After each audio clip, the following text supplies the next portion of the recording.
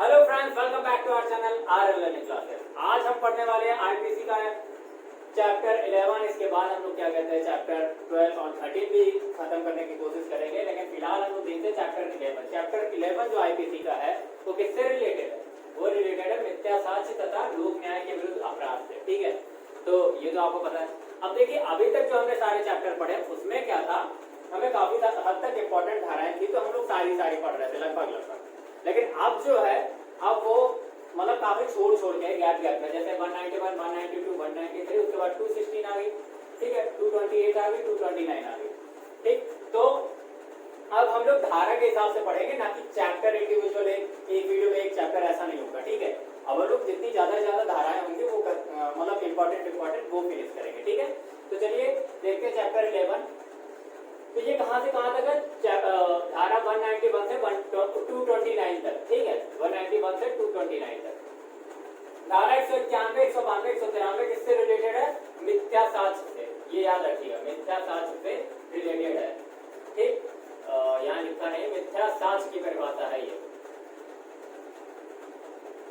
ठीक, तो देखिए धारा 191 जो है वो किससे रिलेटेड है? मिथ्या साक्ष्य की परिभाषा से।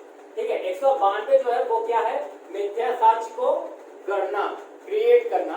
और 193 क्या है? मिथ्या साक्ष्य के लिए दंड, मतलब अगर कोई मिथ्या साक्ष्य प्रोड्यूस करता है तो उसके केस में दंड क्या मिलता है।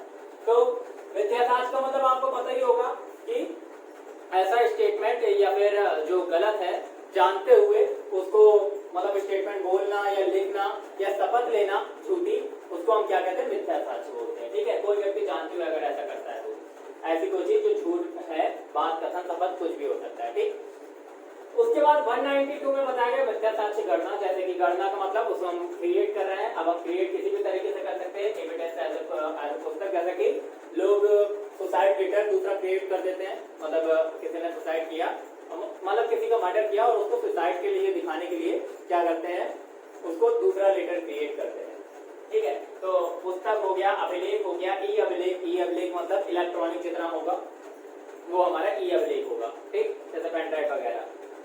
तो ये सारी चीजें क्या है? गणना, मिथ्या साक्ष्य गणना। इन तरीकों से गढ़ा जा सकता है या क्रिएट किया जा सकता है। और 193 में आपका मेन है क्या है? मिथ्या साक्ष्य के लिए दंड। अगर कोई व्यक्ति मिथ्या साक्ष्य देता है तो उसके लिए क्या दंड है? अगर वो न्यायालय में मिथ्या साक्ष्य देता है तो उसका क्या दंड होगा? 7 वर्ष का कारावास होगा। और अगर कोई लोक सेवक के समक्ष ऐसा मिथ्या साक्ष्य प्रस्तुत करता है तो उसके लिए क्या दंड होगा? 3 वर्ष का कारावास।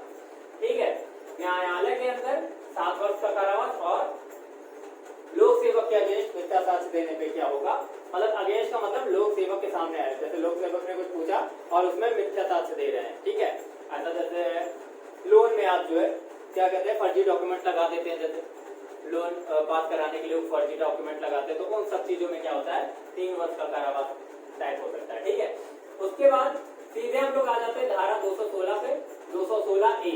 ठीक है, धारा 216A, लुटेरों तथा डाकुओं को संश्रय देना। अब संश्रय देना का मतलब उनको पनाह देना कह सकते हो आप, छुपाना, रखना घर पे।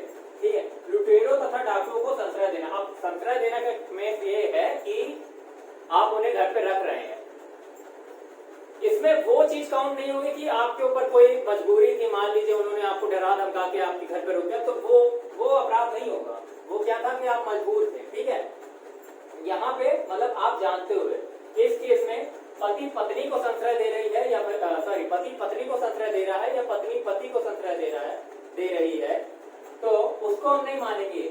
लेकिन अगर ग्रुप में जैसे 3-4 लोग हैं, पति के अलावा भी कोई उसके दोस्त हैं, तो उसके लिए वो अपराध होगा, क्योंकि भाई वो तो वैसे भी जो है उन्हीं का घर है। पति पत्नी अगर एक दूसरे के लिए तो करेंगे ही करेंगे, वो उनका क्या है? कर्तव्य। तो ये कह सकते हो लुटेरो या फिर डाकुओं को संश्रय देना। इसमें क्या होता है? 7 वर्ष का कारावास होता है अगर आप देते हैं। ठीक है, धारा 228A पे आ जाते हैं हम लोग। 216 से सीधे 228A पे, रेप पीड़िता की पहचान प्रकट करना। जैसे कि आपने देखा होगा ना कि जैसे किसी लड़की का रेप होता है तो उसके बारे में क्या काल्पनिक नाम बताते हैं, उसका चेहरा ब्लर करके दिखाते हैं। तो अगर कोई ऐसा मीडिया या फिर कोई भी ऐसा पर्सन उसकी पहचान को, मतलब उसकी फोटो को पोस्ट कर देता है, जिससे वैसे भी उनकी क्या कहते हैं थोड़ी अंदर से उन लोग को खराब लगता ही होगा, क्योंकि किसी के साथ भी ऐसा होगा तो बुरा लगेगा। और फिर उसके ऊपर से अगर कोई ऐसा व्यक्ति है जिसमें उनकी पहचान को प्रकट नहीं, इनका ऐसा हुआ है, इनके साथ ऐसा हुआ है, इनके साथ ऐसा, तो उस प्रकट करने के लिए उसकी पहचान प्रकट करने पर कितना दंड है? 2 वर्ष का कारावास है। ठीक है, इसीलिए क्या करते हैं कि उसका चेहरा ब्लर करके दिखाते हैं, अगर कोई ऐसा विक्टिम है तो उनका चेहरा। ठीक है, तो 228 से किससे? रेप पीड़िता की पहचान प्रकट करने पर है। ये थोड़ा इंपॉर्टेंट भी है। ठीक है, आए दिन होता ही रहता है। ठीक, धारा 229A 229A में क्या है? जमानत पर छोड़े गए व्यक्ति का न्यायालय में हाजिर ना होना। मान लो कोई व्यक्ति जमानत पर छोड़ा गया है और उसको हाजिर नहीं किया, ठीक है, मतलब वो हाजिर नहीं हुआ जब न्यायालय ने बुलाया, तो उस केस में उसका क्या दंड है? 1 वर्ष का कारावास।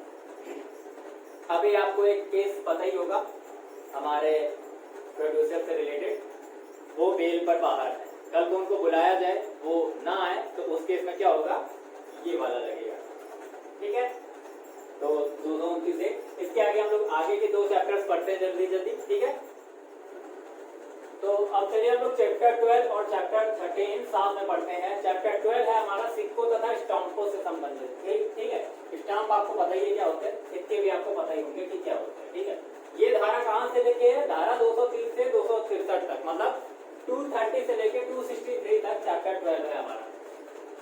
सारी धाराएं नहीं पढ़ सकते, हमारे कैपेसिटी के बाहर है, तो अब लोग कुछ धाराएं पढ़ेंगे, बाकी सारी धाराएं जब आप कानून का उपयोग करेंगे तो आपको समझ में आ जाएगी कि हाँ क्या क्या होती है। हमें पढ़नी है 230, 231, 255। ठीक है, अब 230 में 230 में सिक्के की परिभाषा बोली गई है। सिक्के की परिभाषा का मतलब ये है कि क्या सिक्का है और क्या सिक्का नहीं है। तो सिक्के की परिभाषा में ये बताया गया है कि ऐसी प्रचलित धातु जिस पर सरकारी स्टाम्प हो वो क्या है? सिक्का है। ठीक है, ऐसी प्रचलित धातु जिस पर सरकारी स्टाम्प हो वो सिक्का है। ठीक है, ना हो तो सिक्का नहीं है। अब देखो, जैसे पहले चलती थी कौड़ियां, तो कौड़ियां क्या सिक्का होगी? कौड़ियां को सिक्का नहीं माना जाएगा। ठीक है, मेडल वगैरह जो है उसपे भी जो है क्या कहते हैं, मेडल को भी अगर आप लोग बोले कि सिक्का जैसा दिखता है, उसको भी सिक्का नहीं माना जाएगा। ठीक है, अस्टाम्पित धातु कैसे भी होगी वो सिक्का नहीं मानी जाएगी। हाँ, पहले जो सिक्के चलते थे पुराने में, जैसे फर्रुखाबादी सिक्का है तो वो सिक्का माना जाएगा, भारतीय सिक्का है, या ईस्ट इंडिया कंपनी का जो रुपया था वो है। ठीक है, कंपनी रुपया जिसको बोलते थे वो सिक्का माना जाएगा।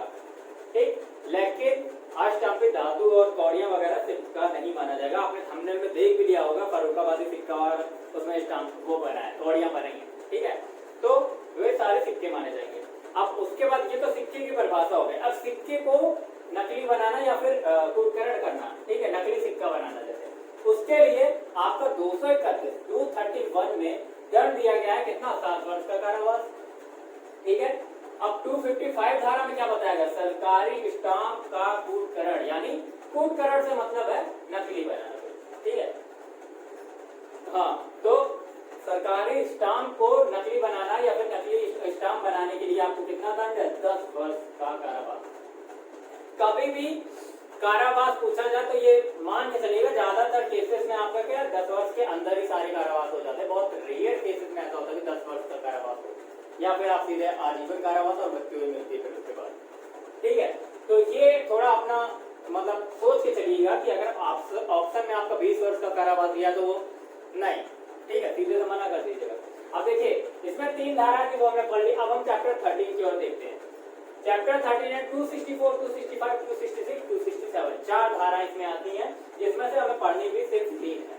पाठ और मापों से संबंधित, वो तो आप देखते ही रहते होंगे कि नीचे मैग्नेट लगा देते हैं, या फिर पाठ और मापों से संबंधित में ये भी, जैसे कि मिठाई वाला डब्बे के साथ मिठाई तोड़ रहा है, तो ये क्या हुआ? माप में गड़बड़ी की जा रही है यहाँ पे। तो चलिए, ये तो जनरल बात हो गई, कभी टाइम मिले तो इस पर गौर करिएगा। धारा 264 में देखते हैं, तौलने के लिए छोटे उपकरणों का कपटपूर्वक उपयोग। कपटपूर्वक मतलब जानते हुए उपयोग, अपने फायदे के लिए। तौलने के लिए अगर हम छोटे उपकरणों का प्रयोग करते हैं, मान लो गलत तराजू यूज कर रहे हैं, ठीक है, नकली तराजू यूज कर रहे हैं, या जो वो है क्या कहते हैं इलेक्ट्रॉनिक तराजू जो होता है, उसमें हम लोग जो है गलत, जैसे कि आपने कहा ना, मतलब डब्बे में मिठाई साथ में पैक करके जो है क्या कहते हैं तौल रहे हैं, तो डब्बे के पेट को अलग करके तौलना चाहिए। ठीक है, तो उसमें क्या है? 1 वर्ष का कारावास पर होता है। चलता तो रहता ही सब कुछ, ठीक है, रोकने वाला कौन है।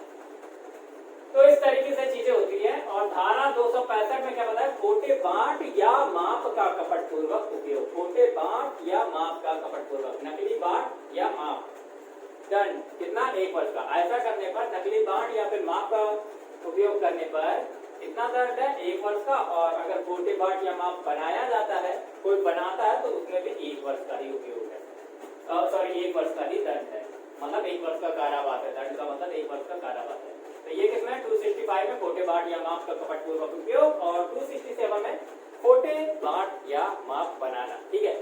तो यहाँ पे हमारी 3 धाराएं खत्म हो गई कितनी जल्दी से। अब हम लोग मिलते हैं अगले चैप्टर में, ठीक है। शायद एक से ज्यादा या एक चैप्टर कंप्लीट हो जाएगा, जल्दी से हम लोग आगे फिनिश कर लेंगे। और पढ़ते रहिए, मिलते हैं नेक्स्ट वीडियो में। Thanks for watching.